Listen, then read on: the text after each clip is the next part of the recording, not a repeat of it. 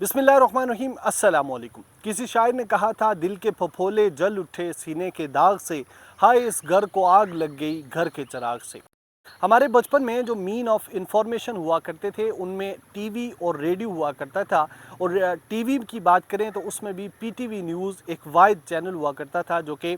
तमाम मुल्क में एक्सेसिबल था। हम जब अपने बचपन में टीवी देखा करते थे तो उसमें हर न्यूज़ बुलेटिन के एंड पे जुज़्व ला यनफ़क की तरह एक चीज़ जो है वो दिखाई जाती थी, और वो थी इंडियन एट्रॉसिटीज़ टुवर्ड कश्मीरीज़ के कश्मीरियों के ख़िलाफ़ जो भारत के मुज़ालिम थे वो हर बुलेटिन में दिखाए जाते थे। कुछ चंद मशहूर तस्वीर और फुटेजेस थी जो कि एपी की जानिब से बनाई गई थी, जिनमें शेलिंग, लाठी चार्ज, इसी तरह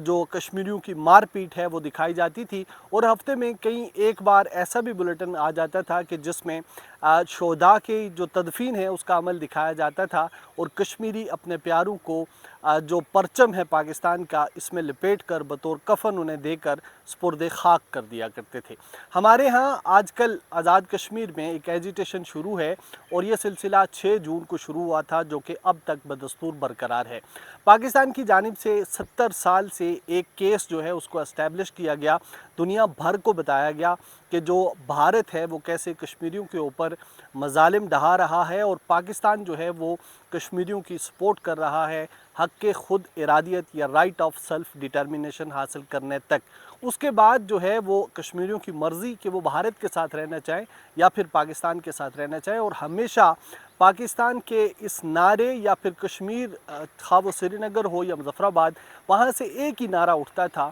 कि तकमील पाकिस्तान सिर्फ़ इलाक़े पाकिस्तान की सूरत में हो सकती है, और पाकिस्तान से इलाक़ जो है वो हर कश्मीरी के ईमान के हिस्से के तौर पर समझा जाता था। लेकिन इस वक्त जो सूरत हाल बनी हुई है ये इंतहाई अबतर है। हमारा वो वकील जो कि अक़वाम मुत्तहिदा तक इस मसले को लेकर गया और भरपूर नुमाइंदगी करता रहा, दुनिया ने इसकी बात सुनी और इसका इदराक भी किया कि भारत कैसे कश्मीरियों के साथ नारवा सलूक रखे हुए है और कश्मीरी किस बुनियादी हक़ के लिए जदोजहद कर रहे हैं। अब आते हैं आज़ाद कश्मीर की जानिब। 6 जून से लेकर आज तक बदस्तूर लॉकडाउन की एक सूरत हाल है, और अवामी एक्शन कमेटी जो है वो सरापा एहतजाज है। और हम देख रहे हैं कि आज़ाद कश्मीर के जो तीनों डिवीजन्स हैं, 10 अजला हैं, उनमें आवाम ने पहली बार कश्मीर की तारीख़ में इतना बड़ा लब्बैक किसी एक तहरीक के ऊपर कहा है। और आज इतने रोज़ गुजर जाने के बावजूद तमाम तर जो कारोबार ज़िंदगी है वो मुकम्मल तौर पर बंद हुआ है। इस सिस्टम में हमें रियासत जो है वो भी एक्टिव नज़र आई। आज़ाद हुकूमत रियासत जम्मू कश्मीर की जानिब से जो है वो अवामी एक्शन कमेटी को कलअदम करार दिया गया। उसके जो सरकर्दा रहनुमा थे उनके ऊपर हेड मनी जारी किया गया, और लोगों को ये बताया गया कि ये एक इंतशार है जिसको फैलाने की कोशिश की जा रही है। उसके बाद हुकूमत आज़ाद कश्मीर हमें मुकम्मल तौर पर गायब नज़र आ रही है। जो 10 अजला हैं उनमें से मुतअद्दिद ऐसे इलाक़ाजात हैं जहाँ पे आज खाने पीने की अशिया, इलाज मुआलजे की सहूलियात, अद्वियात और सबसे बढ़कर बच्चों की जो तालीम है वो बुरी तरह मुतासर है, और एक लॉकडाउन किसी कैफियत है। मुतअद्दिद इलाक़ाजात ऐसे हैं जिनमें अगर आम दिन के औकात की बात की जाए तो ऐसा लगता है कि जैसे कोई कर्फ्यू लगा दिया गया है, ये कर्फ्यू का सामा है। इस तमाम तर सूरत हाल में अवामी एक्शन कमेटी का तरीक़ाकार के ऊपर इख्तलाफात हो सकते हैं, उनके रहनुमाओं के बयानात के ऊपर इख्तलाफात हो सकते हैं, लेकिन हमारे यहाँ जो आज़ाद कश्मीर की क़यादत है, जो बड़े बड़े नाम हैं, जो बड़े बड़े स्टालवर्ड्स हैं, जो कहते हैं हमने दुनिया के कोने कोने में मसला कश्मीर को पहुँचाने में अपना किरदार अदा किया है, उनके किरदार ने कश्मीरियों को बहुत मायूस किया है। मैं आपको मिसाल ये दूँ कि मिसाल के तौर पर अगर रावलाकोट दरेक के मुकाम पर कोई धरने में शरीक है, कोई एक आम आदमी है, दिहाड़ीदार मज़दूर है या कश्मीर का एक आम फ़र्द है, और वो गुफ्तगू करता है कि हम तशद्दुद के ज़रिए जो है वो अपनी बात मनवाएंगे, हमारी पॉलिसी जो है अगर रियासत उसके सामने सरेंडर नहीं करेगी तो हम जलाओ गिराओ करेंगे, ये मैं मिसाल के तौर पर आपको बता रहा हूँ। तो हमारे कश्मीर के जो स्टालवर्ड्स हैं वो यहाँ इस्लामाबाद प्रेस क्लब में बैठकर सेम वही अल्फाज, वही ज़ुबान बोलते नज़र आते हैं। मुस्तकबिल करीब में क्या होने जा रहा है इसके बारे में भी बात करेंगे, लेकिन हाल में जो कुछ हो रहा है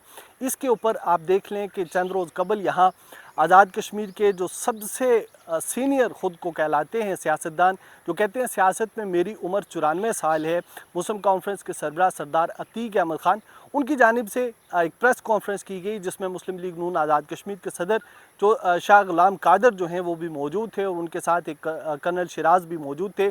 عتیق خان کی جانب سے جو زبان استعمال کی گئی، عتیق خان کی جانب سے جو